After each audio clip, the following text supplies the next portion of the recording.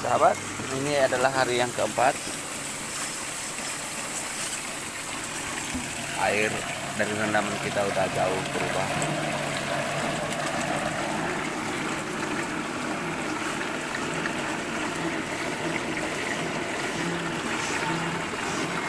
Oke sahabat, jadi sebentar sore kita akan periksa.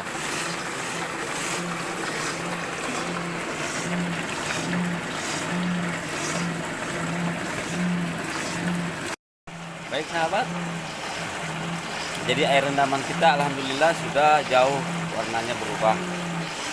Pastinya biasanya kalau warnanya sudah seperti itu, biasanya itu sudah mengandung emas. Jadi rencana nanti sore kita akan periksa apakah benar-benar, kita akan buktikan. Ya, untuk menunggu waktu sampai sore itu sebaiknya kita ngebolang. Ya, oke sahabat, jadi kita ngebolang seperti biasa. Nanti saya akan tunjukkan sepanjang kita beraktivitas di sungai atau di hutan, itu ada saja pengetahuan, sedikit pengetahuan yang kita dapat. Baik sahabat, silakan simak. Oke sahabat-sahabatku, jadi kita sudah ada di lokasi ini, salah satu lokasi yang ingin kita tempati. Dan peralatan saya itu sudah saya pindahkan dari kemarin.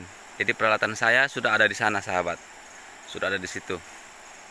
Oke sahabat, kita turun ke bawah.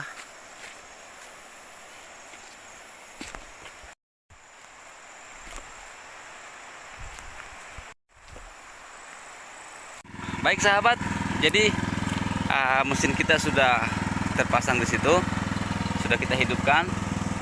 Dan ini adalah lokasi yang lain lagi ya sahabat. Ya. Jadi kebetulan hari ini saya ditemani salah satu anak saya, karena ini hari Minggu katanya.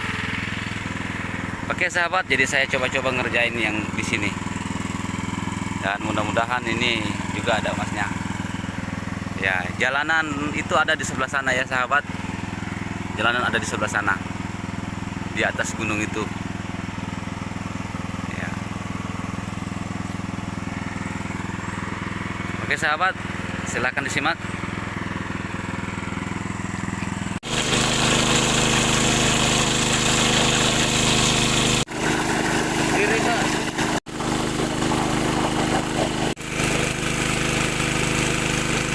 Oke sahabat, jadi sementara ini kita menggali, namun karpet kita sepertinya sudah kepenuhan. Kita matikan dulu engine-nya, baru kita dulang. Apakah ada emasnya atau enggak? Ayo kita saksikan sama-sama. Oke sahabat.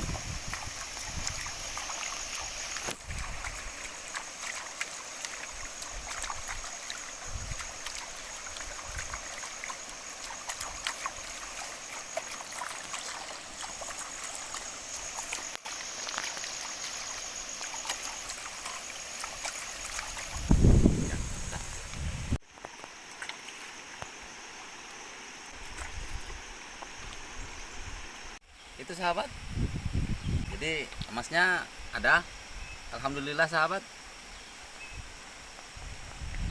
Oke ya, itulah sahabat petualangan kita hari ini,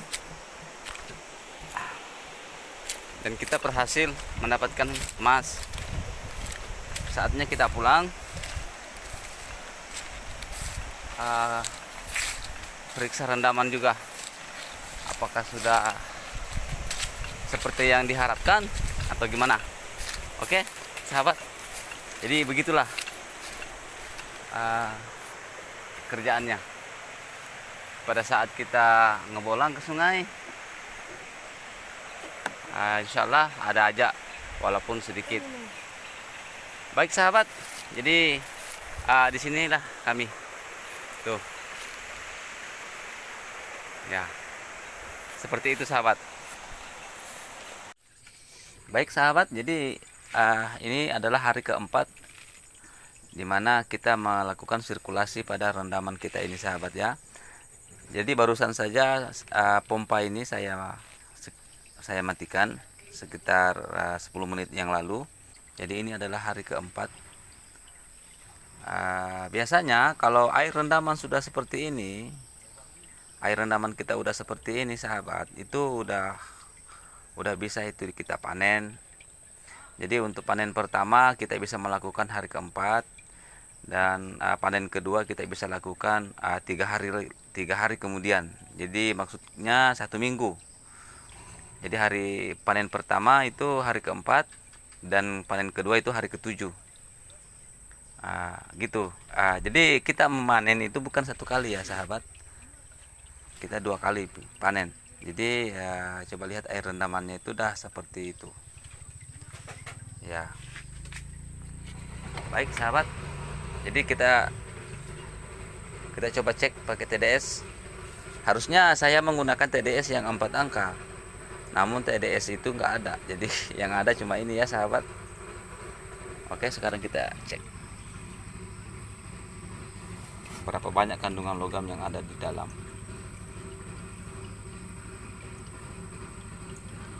Wah, udah 680-an. Menggunakan TDS yang 4 angka itu udah 6.000, kurang lebih lah, udah 6.000-an itu sahabat. Jadi itu perbedaannya kalau kita menggunakan TDS yang 3 digit sahabat. Untuk air rendaman memang kita memerlukan sirkulasi yang bagus, material yang memang banyak emas-emas debunya, dan masa rendaman itu memang nggak bisa itu sahabat kalau hanya 1 hari 1 malam. Jadi rendaman kita itu 3 atau 4 hari atau bahkan 1 minggu. Kalau untuk rendaman yang 1 ton ke atas itu bisa mendekati 15 sampai 25 hari. Jadi panen pertama itu 15 hari, panen kedua yang di 25 hari. Jadi kalau untuk rendaman sekelas ini, panennya itu 4 hari, panen pertama 4 hari, panen kedua itu di hari ke-7. Oke sahabat, jadi inilah rendaman kita. Pompanya sementara ini saya istirahatkan, berhubung dia sudah bekerja selama 4 hari nonstop. Oke, jadi seperti itulah sahabat kerjaannya.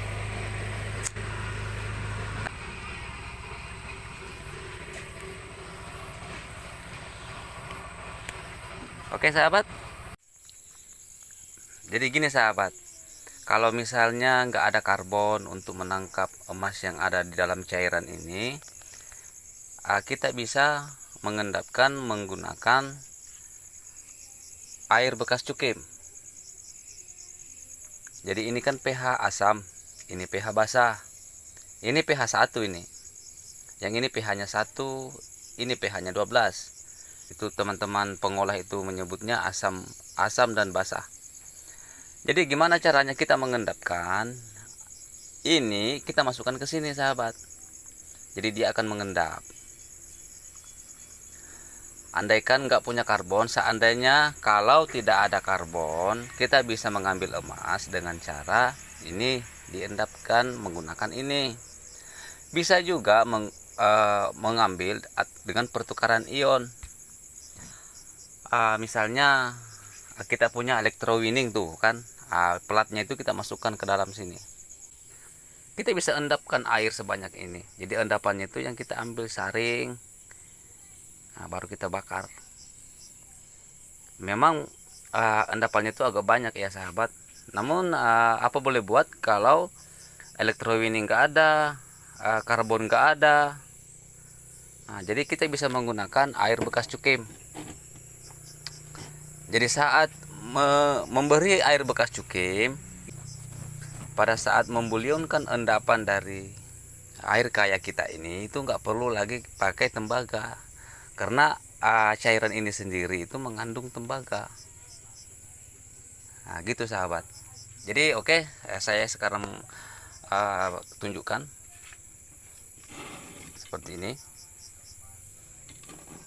ya. Jadi ini cairan saya masukkan ke dalam sahabat.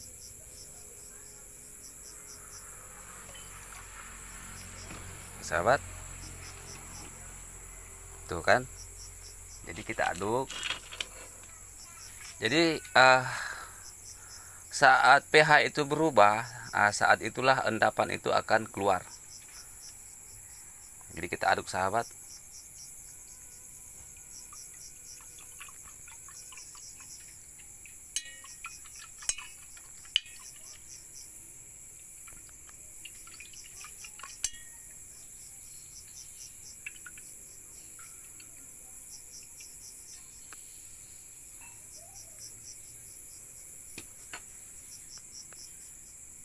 Kan sahabat, jadi dia ada butiran gitu ya. Itulah endapan yang nanti akan mengendap. Kira-kira berapa menit itu dia akan mengendap ya sahabat. Nah itulah yang kita saring lalu kita bakar. Boleh kita tambahkan tembaga kalau mau melogamkan, namun enggak ditambah nggak apa-apa juga, karena cairan ini sendiri itu mengandung tembaga. Nah tuh sahabat, jadi seperti yang sahabat lihat tuh, dia akan mulai berubah warna tuh ya sahabat.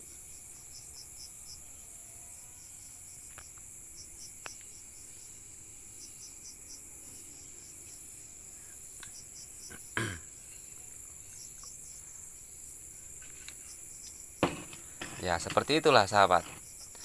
Meskipun kita nggak punya karbon, kita tidak punya electrowinning, kita bisa mengambil emas dengan cara seperti ini. Oke, jadi kalau kita mau menggunakan cara seperti ini, tidak menggunakan karbon, tidak menggunakan electrowinning, jadi sebisa mungkin rendaman kita ini kita langsung aja 7 hari atau seminggu kita putar, kita sirkulasi. Karena kita tidak punya karbon ya, jadi langsung aja, jadi satu kali panen aja. Cuman rendaman ini itu 1 minggu, langsung 1 minggu kita sirkulasi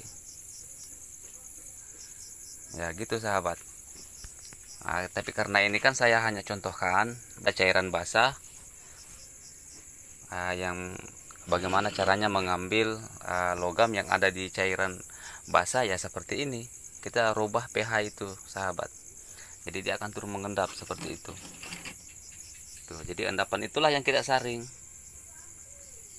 tuh sahabat ya.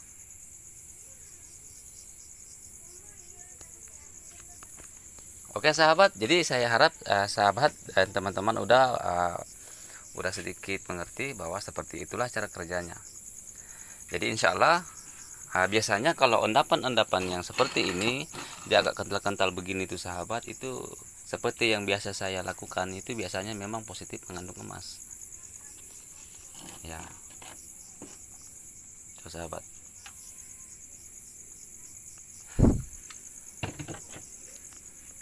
Elektronik, sistem bombing, kita bisa mengambil emasnya dengan cara ini juga. Karena kalau kita bombing elektronik itu paling airnya itu berkisar 5 sampai 10 liter aja. Turunkan, endapkan pakai air CU aja. Jadi begitu aja sahabat. Ya rencana lanjutkan besok. Jadi ini akan saya bakar. Meskipun saya tahu bahwa ini sudah positif emas, namun saya harus perlihatkan kepada teman-teman sekalian bahwa beginilah emasnya. Nah air ini hanya saya ambil 2 liter dari sini sahabat. Oke sahabat, jadi besok kalau misalnya ini ada emas, jadi itulah nanti saya kalkulasi bahwa oh seginilah mungkin emas yang ada di dalam cairan ini. Oh mungkin segini gitu kalkulasinya sahabat. Mau tangkap emasnya menggunakan karbon, karena saya akan lanjutkan sirkulasi 3 hari lagi ke depan. Jadi saya tangkap pakai karbon. Jadi sekedar catatan bahwa yang terhitung sirkulasi itu 7 hari ya. Itu tidak terhitung itu pada saat kita memasukkan karbon. Karena memasukkan karbon itu proses menangkap emas walaupun itu sirkulasi juga. Oke sahabat, saya harap sahabat udah sedikit paham. Saya lanjutkan di episode berikutnya ya sahabat.